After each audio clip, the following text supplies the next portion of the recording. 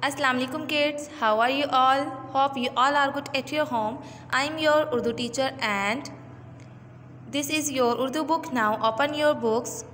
Kids, have you opened your books? Good. Now come to the page number 9 and look at here. Pencil फेरिए और रंग भरिए. Kids, आज का काम क्या है? पेंसिल फेरना है और रंग भरना है.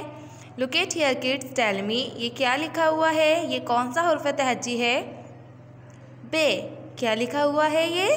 बे. क्या लिखा हुआ है? पढ़िए, बे. और बे की आवाज़ क्या होती है? बा. बे की आवाज़ क्या होती है? बा. अब पढ़िए, बा बिल्ली, बा बिल्ली, बा बिल्ली. बा बकरी, बा बकरी, बा बकरी. Now trace with the help of pencil like that. Join the dots and make bay. पढ़िए, बे. क्या लिखा हुआ है ये किड्स? बे. पढ़िए, बे. और बे की आवाज़ क्या होती है? बा. बा बकरी, बा बकरी, बा बकरी. बा बिल्ली, बा बिल्ली, बा बिल्ली. अब रंग भरेंगे. fill color like this.